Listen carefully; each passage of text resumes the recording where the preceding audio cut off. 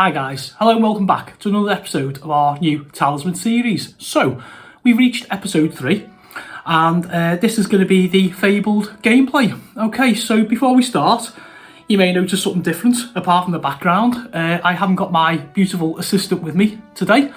This is what happens when you have working couples, one in, one out. Okay, so Melody, I'm hoping, will return for the next episode and do what she does best, unboxes. Okay guys, so listen, what I've done is I've set up a standard game, a standard one-player game with everything from the standard game setup, and I'm just going to run through with about sort of 10 turns, talk you through setup, show you what's what, and hopefully give you an idea, alright? So when you next see me, we're next face to face, you should have a fair idea of what Talisman and all the fuss is about. Okay guys, so we're at the table for the long awaited episode of the Talisman How to Play. So in front of you can see the main board here, and there's a row of cards here, our character card, various knickknacks, and I'm going to explain basic setup to you and then I'll play a few turns through for you, okay? So today we're going to play as the dwarf, and we can see him over here, and he is in his start location of the crags. So in front of us, in no particular order, we have different decks of cards. Here we have the adventure cards, okay? So these are going to be the crux of the adventure. As we move on to different tiles, there will either be instructions on there to roll a d6, a standard 6-sided dice, and follow the instructions, or more than likely we're going to draw one of the encounter cards. Now in here we can find followers. These are merry men and ladies who are prepared to jump on board our cause. Okay, we're going to find enemies, and we're going to find just general bits of goodness in there that can help us along the way. Okay, so this deck really, along with the actual individual squares, are what's going to be the main crux of the game. Okay, this pile here is for spells. We may find spells, we may actually get to use spells. You may start off with like a sorceress or a wizard, a magic user, in which case you would start with a lot of spells. Today, we're just a humble dwarf with a big axe who wants to go and find a little bit of fun, okay? Next, we have this pile here, and this is basically our goodies. This is a shop, okay? So when we're given like the opportunity, maybe in a city, which is on one of the other spaces there, an opportunity to buy stuff, we go into this pile and we buy it. Example, a shield, 3 gold, okay? We turn around and say, we want a shield, we've got 3 gold, we take the card. Okay, this here are the Immortal Talisman, okay? Now you get these in various ways. They either go in the adventure deck, or more than likely, up in the middle region, we go and visit the Warlock, okay? This is the middle region here, okay? So you can see the outer region, the middle region, and the centre region. So we go and visit the Warlock, we roll a d6, 6-sided dice, and it'll tell us what we need to do. We might have to take a life off another player. We might have to kill so many points of monsters. We might have to do, there's various things that you do in order to earn a talisman. Why is that so important, you may ask? Well, I'd answer to you quite simply. Without a talisman, we do not get through the portal of power and into the inner region. Okay? So the game can be played in several ways. Before I show you the extra components, you can play several players in a race to the middle for the Crown of Command. When you get there, you start casting a spell on a 4, 5 or 6. Every player on the board loses a life. Every turn you do this until either someone catches you in here and defeats you, or you cast a spell and kill everybody else. How I choose to play it is the sudden death rule. It's the first player to reach the Crown of Command wins. That way you're not being nasty, you're not doing other players over or anything like that. You just all have a little bit of an adventure together, okay? So that is basically the board. I touched on other characters. If 2 characters meet in the same space, they have the option to fight.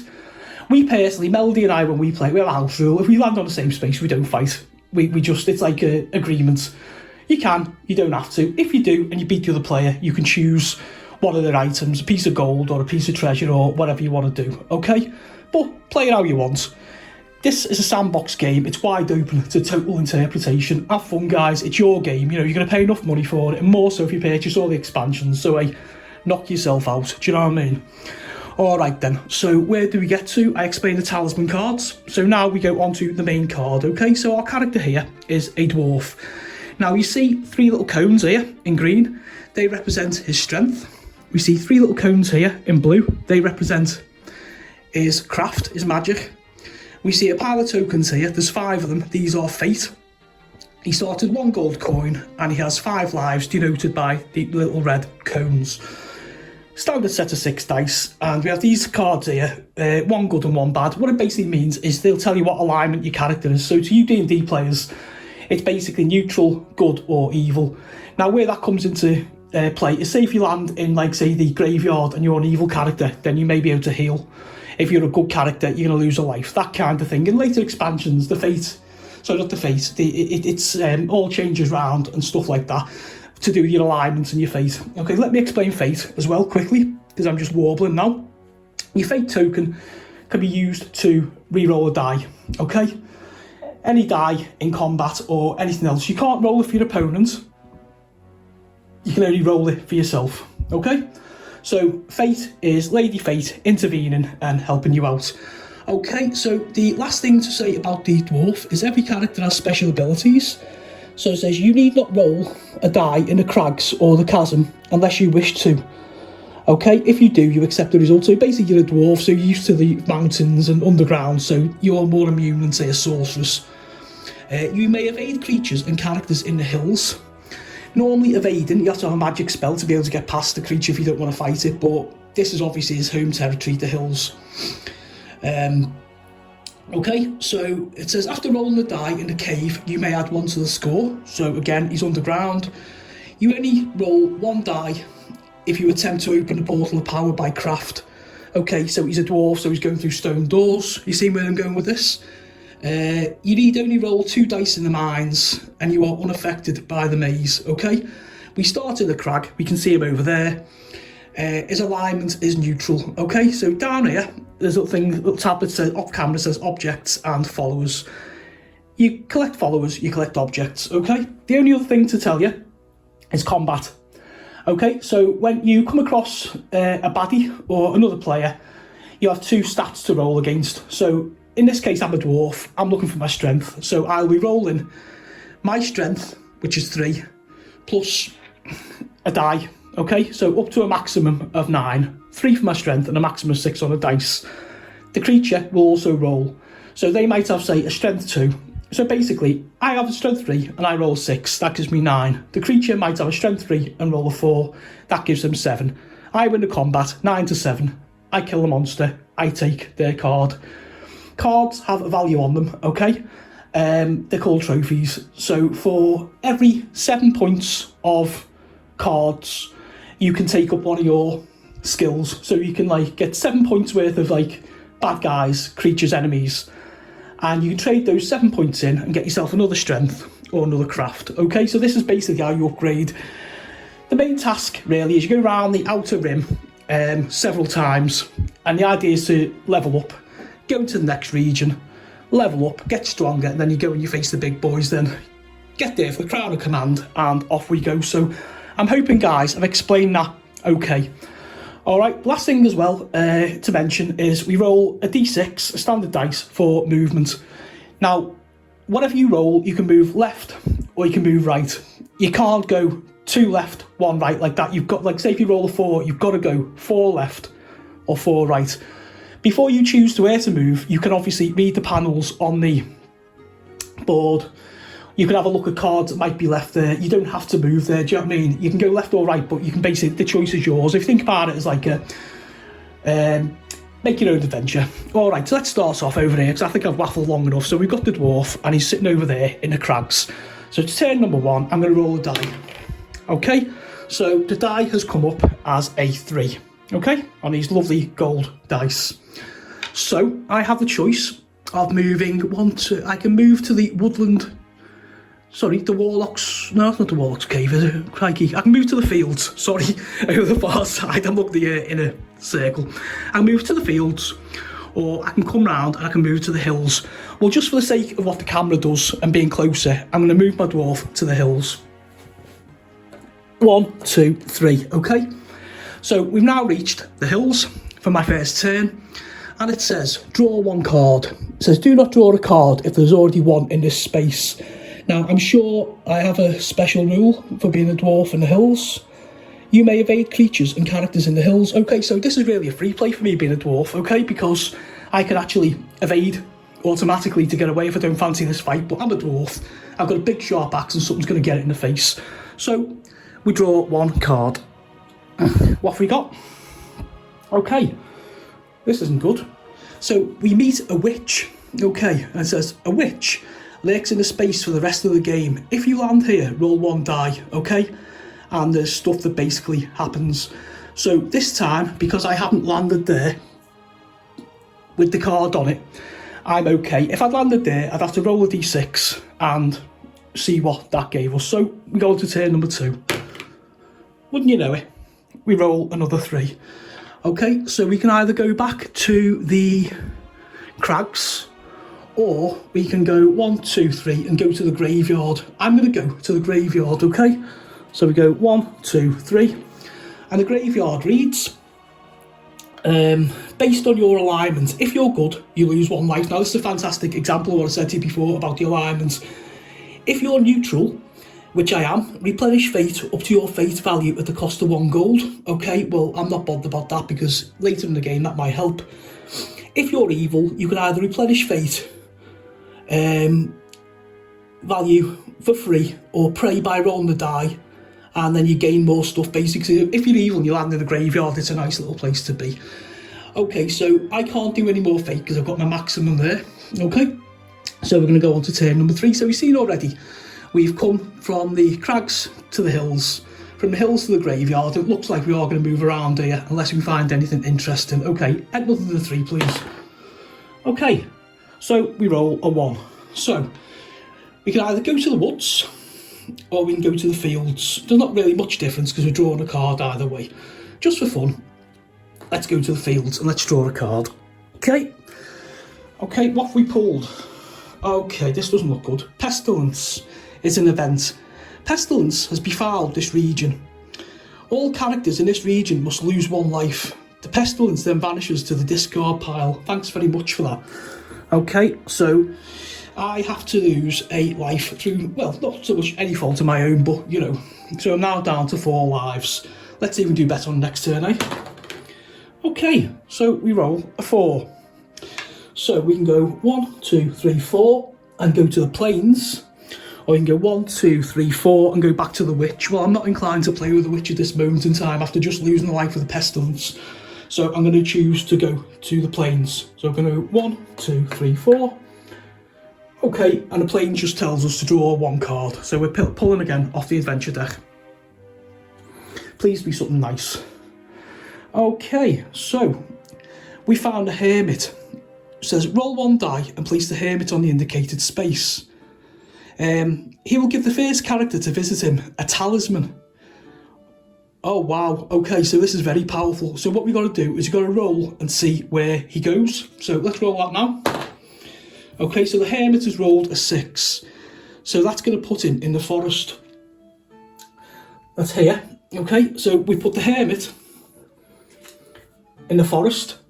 And the next person who sees him gets a talisman. So you see how much fun this is automatically. We've now got an opportunity straight away to get hold of the talisman. If they're like obviously more than like 1 player, 3, 4, 5 players, then that spot is going to be like, you know, the number 1 place to head to. Okay, so that was, it's nice, it's just showing you what's happening with these things. Let's try and get and find an enemy and let's see how the combat works. Okay, so we rolled a 6. So we can go 1, 2, 3, 4, 5, 6.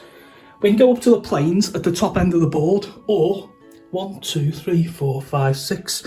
We can come back to the woods. I'm going to come back to the woods because I'm hoping to find somebody. Okay, so 1, 2, 3, 4, 5, 6. The woods says draw 1 card, okay? Oh, okay. The Fountain of Wisdom. Place a total of 4 craft here when revealed. You may drink from the fountain once per visit and take 1 craft to the fountain to add to your own craft. When all 4 have been taken, the fountain vanishes. Okay, so this is like a nice little example here now. So what we do is we pour 4 craft tokens on there. So whoever lands on that there can come along and just take a free token, which is nice. It improves your craft. It's another way to upgrade. So I'm hoping straight away you're starting to see how we're working. Let's play a couple more turns to try and find a fight. I want my axe. Okay, 5. So 1, 2, 3, 4, 5. We can go the crags, Or 1, 2, 3, 4, 5.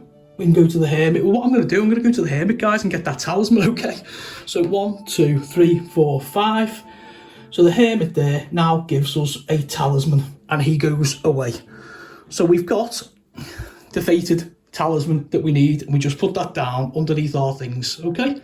This is like, this is all totally random, you know, I'll say everything was shuffled beforehand, so it's just okay, that's a really great start.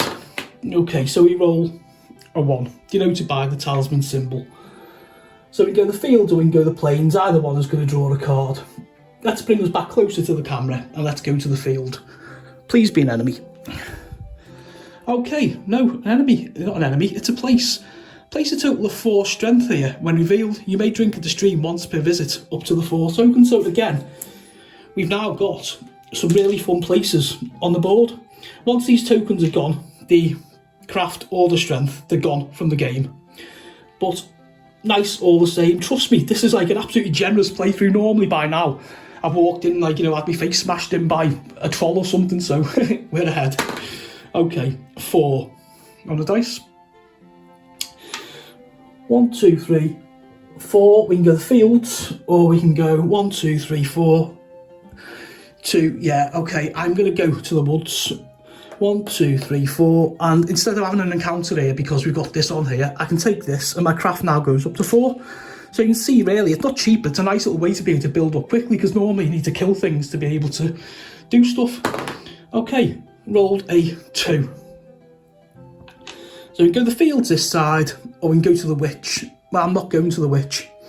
Okay, so let's pull an encounter card. Oh man, it's a maze. Now I am, yeah, you're unaffected by the maze, thankfully, but it does say for fun, 'cause I've never seen it before. The maze will remain here for the rest of the game. Whenever you land here, if your craft is less than 5, you must miss 1 turn. Or what I'm going to do, because there's only me, I'm going to discard that because it's not going to matter. But if Mel was playing and she was a warrior or something, she'd come across there, she'd be in a little bit of trouble there, okay? So already you can see that like you're building your own little adventure as you go along. So we've rolled a 5, okay? 1, 2, 3, 4, 5. We can go to the chapel. Or 1, 2, 3, 4, 5. We can go to the ruins. Well, I'm going to go to the chapel. 1, 2, 3, 4, 5. Okay. So this is another one that says, based upon your alignment. If you're evil, you lose 1 life. Think about the graveyard. If you're good, you can heal up to a life, or you can gain different things. Because I'm neutral, it doesn't really bother me. Okay, so you can see the advantage of having an alignment, or, you know, obviously later expansions, alignments and fate really come into it. Okay, a 2. So 1, 2, we can go to the Sentinel. I think I'll do that. Okay, or we could go to the Crags. I'm not going to bother with the Crags. We started there. Now, Sentinel is an interesting one, okay, because we can do 2 things. We can draw a card, or we can attempt to beat the Sentinel and go up to the next level, okay? The Sentinel has a strength of 9.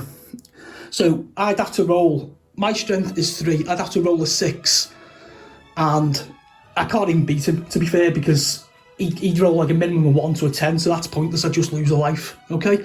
So I'm going to draw the card instead. So you can see the point there of getting back round here and having about sort of 6 or 8 strength to give yourself the numerical options. Times all this by 3 or 4 players, and you can imagine what's going on, okay?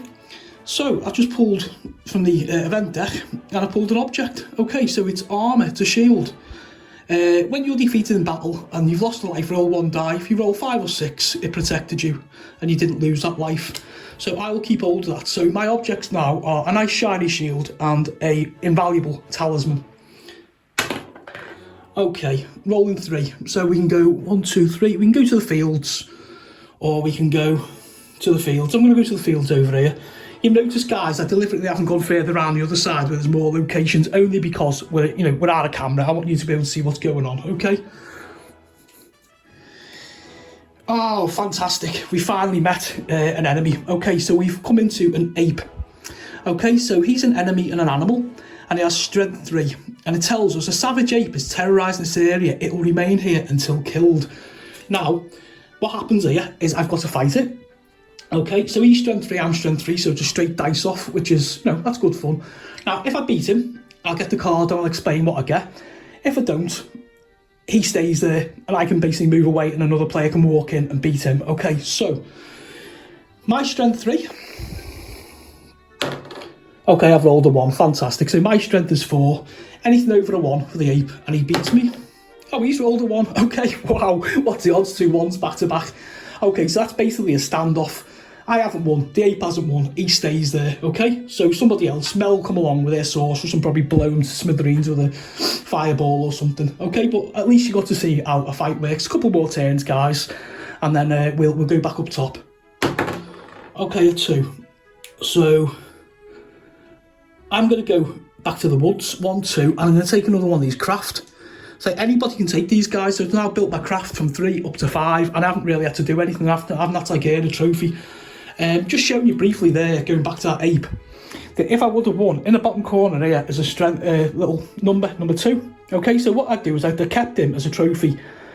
When I've got more points, I'd have had them up to 7, and I could have added onto my strength or my craft. Okay, so it's sticking back in the field, and let's wait for whatever happens there. Okay, you're all enjoying it anyway. Let me know down below what you're thinking.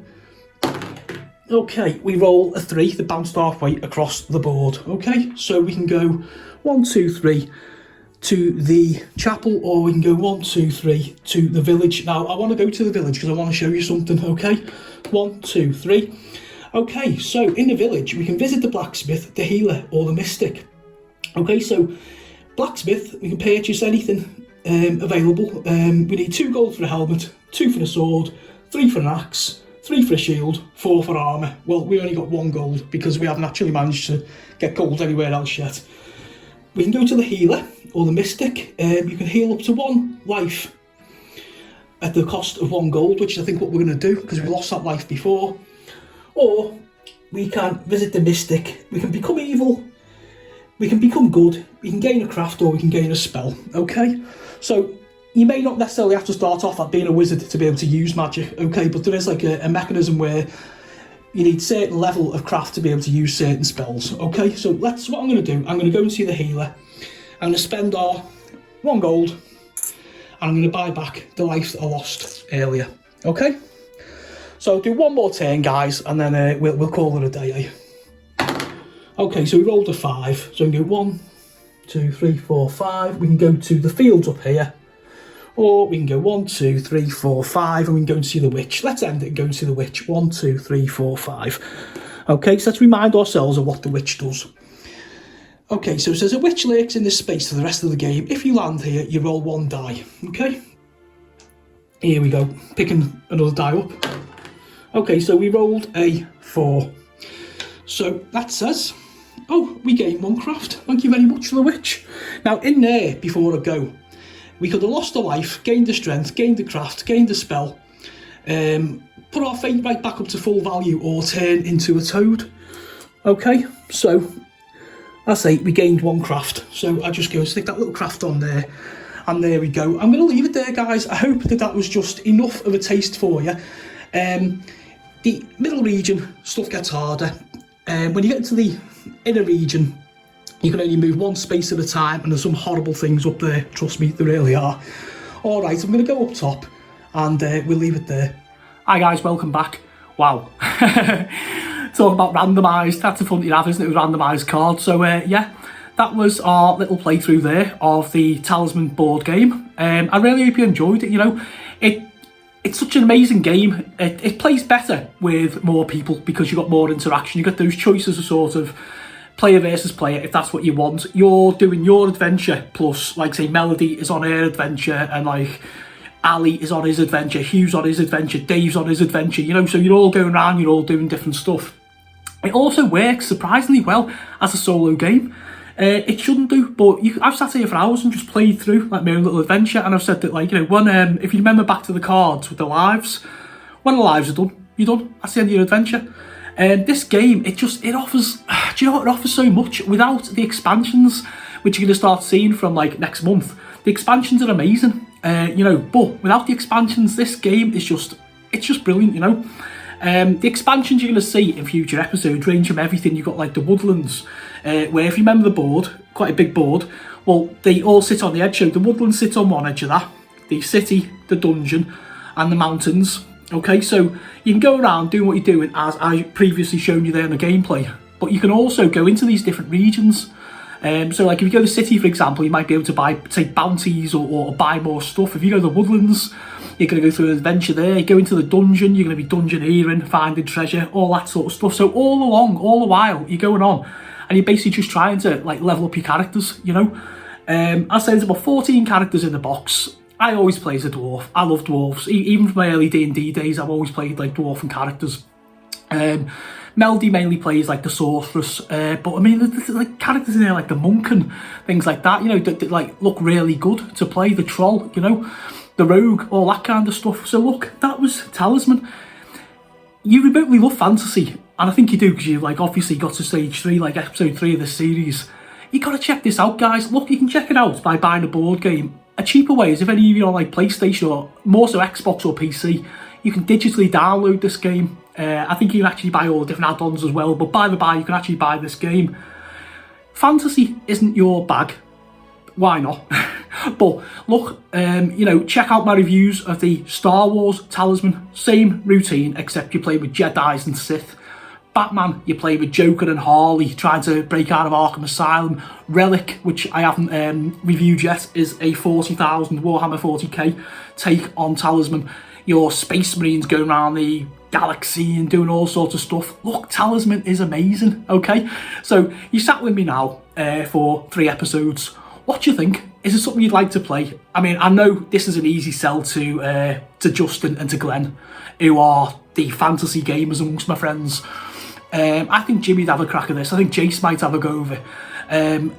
Maybe Dale. You know, a lot of the people I know, I think, could have a go with this. So let me know below. Did you miss Melody? Okay. What do you like about the game?